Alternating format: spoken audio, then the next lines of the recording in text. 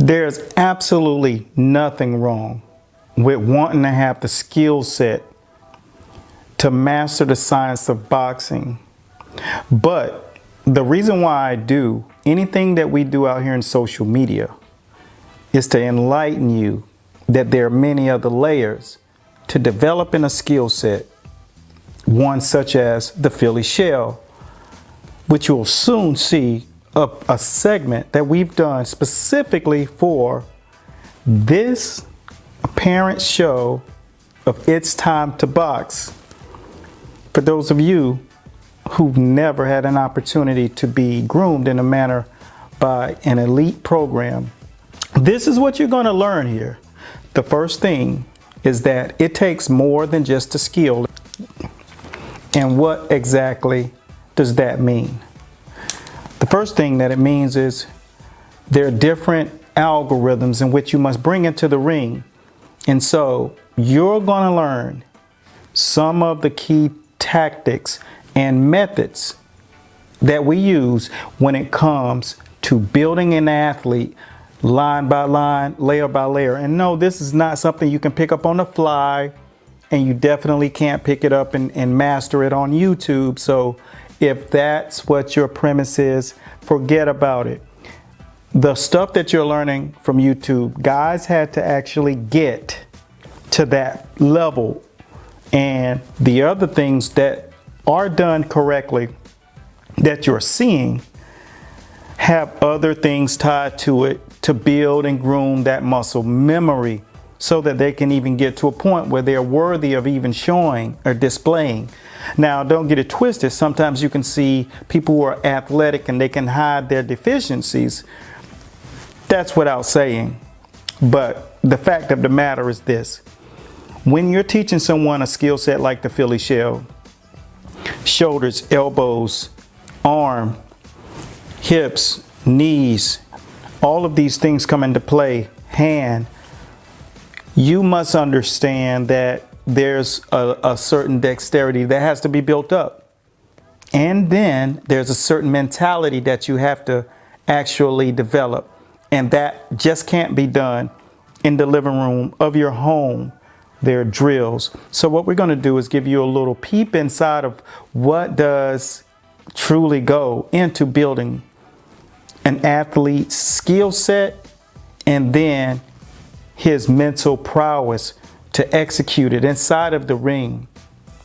There's so many amazing things that you'll take away, but this is more like a kindergarten version of what it looks like when you're standing around practicing in the mirror, all of the things that you're missing out on.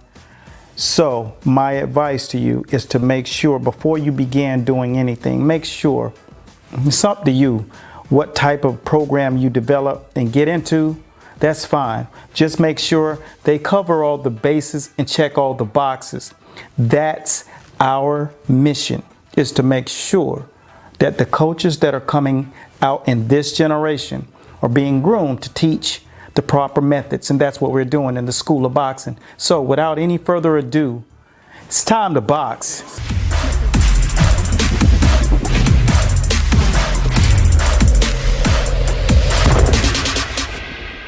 Alright, I'm about to use the Philly shell. Don't you ever forget this. Ever, never, ever. I'm about to use the Philly shell. What am I doing? Right down. On what? When we do this, we bite down on your mouthpiece. You know you're about to go somewhere, punches about to come from a place that can really hurt your face. So the first thing you got to do is bite down on your mouthpiece when you're in the corner and you're getting thrown. You got to bite down and you got to be serious about it because he's about to hit you at a close quarter because you're in a Philly shell. And the next thing, you watch this language. You don't open your mouth for nothing. And when he get ready to walk over there and look at me, look at my stance. You ever seen a cat? Before I even go out, I'm already about to get in my Jaguar stance. This is lunch. when I get ready to go out there, it's a real, this is a shell. And at the same time, I'm in a defensive posture, but I'm in an offensive posture too. And he can tell the difference between this posture and this. Okay? And that language was nowhere. Okay? And from that point, as soon as you get in range, I'm gonna pop, punch, and get ready for him again. You know, not only is I'm gonna pop that, I'm gonna come here, and then I'm gonna keep my exercise. Like when he ain't even ready to throw the right hand in the left hook, I'm getting my reps. So when he do throw it, I'm gonna be ready to counter him. I'm gonna be pop, pop, pop, pop, pop, and I'm gonna hit him. So while he's not throwing, he gotta get warm. He gotta figure out my defense. He gotta figure out my timing. While he's doing it, I'm getting the reps in. So I'm getting, it's an exercise. And look at my sense of urgency. Round one, like, and I'm gonna just tell y'all, what y'all just did is what's wrong with the game. You was in there like you waiting for your social security check. Walking around, like, man, you don't learn from one thing and you don't carry it to the same wrong thing until the next time you get a chance to do something. You cannot win in this. You find guys who come out like this opportunity, they thinking about that being 100 air, which is where you are with this shit, 1,000 air, or a million air. Okay? That's how you come here for $400 or $500. I don't care. $7,000. I'll do this. I care. I'm money man. I care. I want it. Alright? That's the difference. You know what I'm saying? Like, this is not playing. Like, I'm in front of millions of people every week, right? And if I show them that language, I always give them the level 1, tier 1. And then I show them what I look like in fight mode. They see that shoulder, they know danger. You get what I'm saying? You might not run from a cat. You're gonna run from a lion. Okay? That's for sure. That's what you guys gotta carry. Y'all ain't in Lifetime Fitness, right? I don't wanna ever see that language in the ring when hands are going, unless I'm saying do it that way, because this ain't no rhythm. This ain't no rhythm that you gotta get in there and bump with somebody trying to get out of the projects, right? Or change their life. Because for me, I'm looking at, I'm like, I'm gonna eat this dude. He ain't gonna be able to get outside of round 1. That's how I'm going in there. And look at how people like Floyd started to fight. Round 1.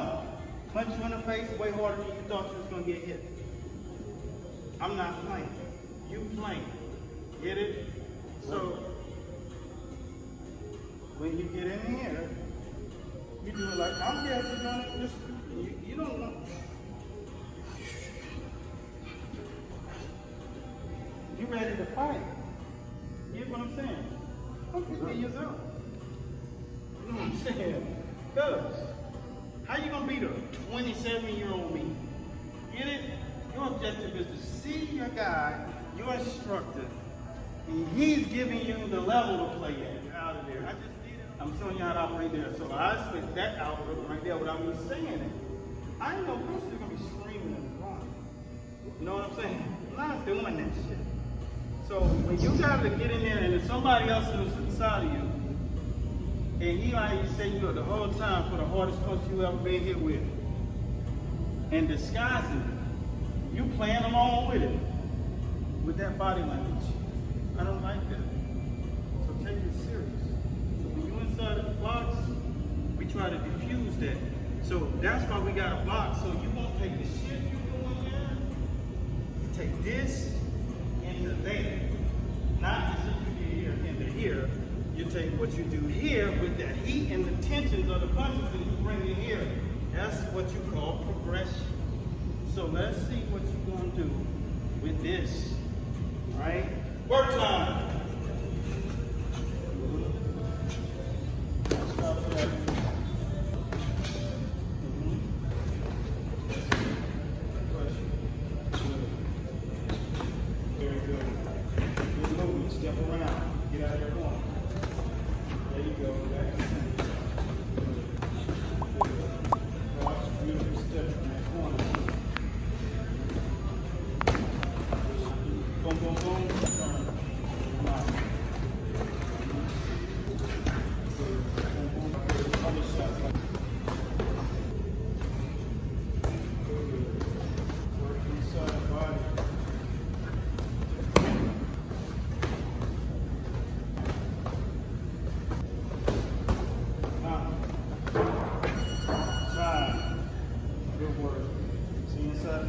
that's it. Inside of that box, boy, you think about it, that was plugging right into the ear. Can't get caught with that shot. But decent other spots. You don't care about the body outdoors. Every time you hear it, you there. Every time you hear it, go here. Try the other side. Soon you're gonna make the adjustment. All right. So first half decent. Still got going right here too much. And what that says is you ain't got this up. You ain't really got it. You ain't really tucked it. You ain't really rolled. You ain't serious enough. When you go up under that armpit and you come up, that's shot. And if you get caught with that once, that means don't even go there. Go ahead and don't ride low. When you turn the pants up, we do that all the time, right? I do enough videos, so that's there. So that's why when you're teaching them guys, you make sure that they don't set themselves. You got 4 of those. That's if he's 30 pounds heavier and he's with that, that's a whole different, you know what I'm saying?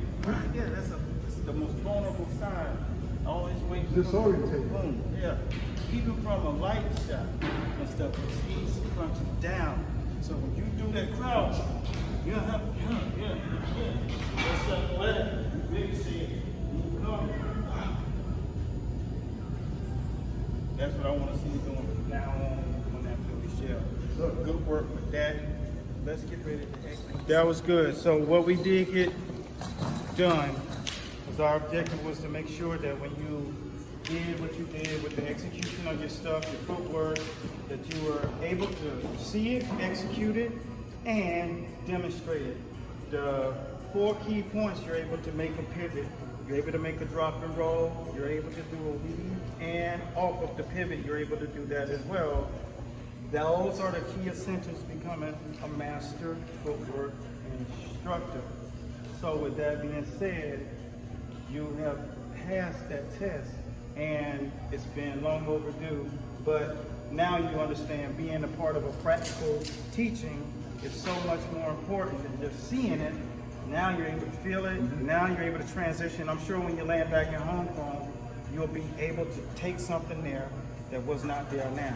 Now you're able to really show them the essence of a master whenever you're instructing. So this will be a good reminder to everything that you've done while you was here.